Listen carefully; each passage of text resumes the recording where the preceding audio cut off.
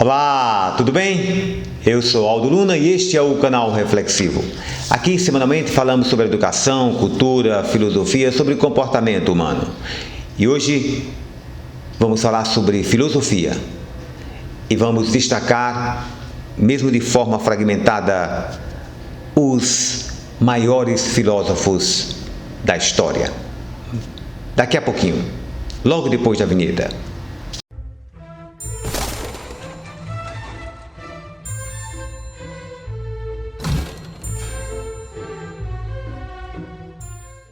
Ok, estamos de volta.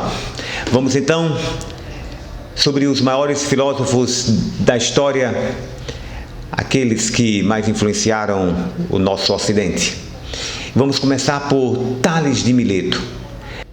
Tales nasceu aproximadamente em 624 e morreu em 546 a.C. na cidade de Mileto, na Grécia Antiga. Tales é considerado o primeiro filósofo. Sua obra tem como objetivo buscar explicações racionais para o universo, dando início à filosofia. Dedicou-se também à matemática, criando o teorema que levou seu nome, no qual demonstra relações de proporcionalidade de um feixe de retas paralelas cortadas por transversais. Na filosofia, a busca pela essência do universo fez com que ele definisse a água como elemento primordial que constitui tudo aquilo que existe na natureza. Vamos para o segundo, Heráclito. Heráclito de Éfeso nasceu em 540 e faleceu em 470 a.C. O Obscuro foi um filósofo grego que desenvolveu sua filosofia tomando como base o tempo. De acordo com Heráclito, todas as coisas estão situadas em constante modificação. O que é novo envelhece. O que está vivo morre. A semente vira árvore. O bebê vira um idoso. Assim, o mundo só pode ser compreendido a partir dessa condição chamada de devir. O devir é a condição de tudo o que existe, de tudo o que há na natureza e está em constante transformação. Assim, diferente de Tales, o filósofo escolheu o fogo como elemento primordial por ser um elemento que transforma tudo aquilo que toca. E para ele, todas as coisas se modificam porque possuem o fogo em sua composição. Principal obra de Heráclito sobre a natureza. O terceiro é Parmênides. Parmênides de Eleia nasceu em 530 e faleceu em 460 a.C. Desenvolveu seu pensamento em oposição ao pensamento de Heráclito. Para ele, o movimento é uma ilusão causada pelo sentido. Na verdade, nada muda, tudo permanece. Em outras palavras, a essência das coisas é permanente, não sofre a ação do tempo. Parmênides afirma que se as coisas não possuem uma permanência e mudassem o tempo todo, nada poderia ser conhecido e o conhecimento seria impossível. Para Parmênides, tudo o que pode ser pensado existe, já que não se pode pensar no não ser. Não é possível pensar naquilo que não existe. Assim, a mudança seria falsa, baseada na ideia do que é ser, se modificando para aquilo que não é, o não ser. A principal obra de Parmênides é Fragmentos, uma coletânea de partes recuperadas de seus escritos. O nosso quarto filósofo é Sócrates. Sócrates nasceu em 469 e morreu em 399 a.C. Apesar de não ser o primeiro filósofo, é conhecido como o pai da filosofia. Foi responsável por uma mudança no modo de fazer filosofia. Dedicou-se a pensar sobre as relações humanas e a refletir sobre as condições do próprio pensamento. Em transformação, rompeu com a jovem tradição da filosofia, que era dedicada à compreensão da natureza e do universo. Com isso, Sócrates inaugurou o período antropológico da filosofia, o conhecimento sobre o ser humano, fazendo a transição do período anterior chamado de cosmológico conhecimento sobre o cosmos, o universo.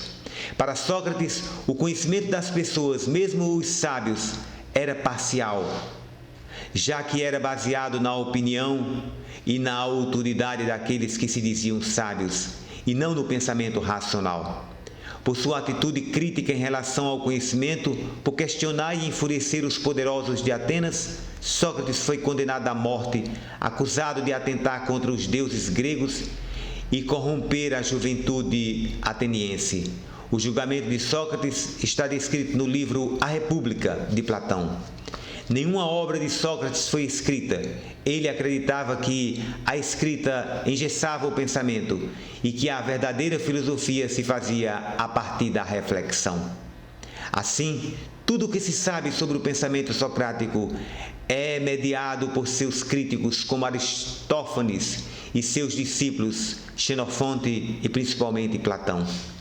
Alguns estudiosos questionam se de fato Sócrates existiu, ou é uma junção de diversas pessoas da época, ou uma personagem criado para personificar e exemplificar algumas ideias. Vamos agora ao quinto filósofo, Platão. Platão foi o principal discípulo de Sócrates. Seu pensamento é um dos pilares da cultura ocidental. As teorias desenvolvidas por Platão, sobretudo seu mundo das ideias, a distinção entre aparência e essência, define o pensamento e a alma como sendo superiores aos sentidos e o corpo. Assim, Platão cria o seu chamado dualismo, divisão do mundo em dois, entre o mundo das ideias e o mundo sensível. Mundo das ideias, mundo inteligível.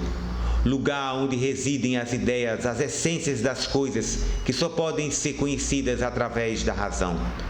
Lugar da alma, da pureza e da verdade. E o mundo sensível. Lugar das imitações das ideias, onde residem as coisas que são conhecidas através dos sentidos. Lugar do corpo, do erro e da opinião. Platão, por influência de Sócrates, escreveu suas obras em formas de diálogo. Suas principais obras são A República, O Banquete, Frédon, Górgias e Teteto. Por último, Timeu. A gente vai dar uma parada agora e vai chamar a sua atenção. Neste momento tão necessário de reflexão, de uma, digamos, uma busca pela verdade, não há outro caminho senão o aprofundamento, senão pela fome de saber, de conhecer. De alguma forma, eu diria de uma forma muito efetiva, a filosofia nos ajuda a pensar. E os filósofos, mesmo estes tão antigos, são muito atuais e nos ajudam a diminuir, digamos assim, a manipulação. Entender como funciona tudo. Entender que a vida é um grande jogo de interesses e a gente precisa saber onde está pisando. O caminho da filosofia é um caminho importante para a gente, digamos assim, construir melhor esta sociedade tão carente de pessoas sensíveis, mais humanizadas, reflexivas e empáticas.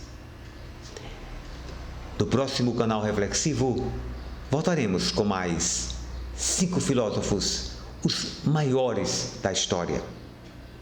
Até o próximo. Espero que você assista de novo e procure aprofundar seus conhecimentos para que consiga, assim, digamos, adquirir antídotos para, repito, evitar manipulações tão frequentes nesse mundo capitalista. Até o próximo canal reflexivo.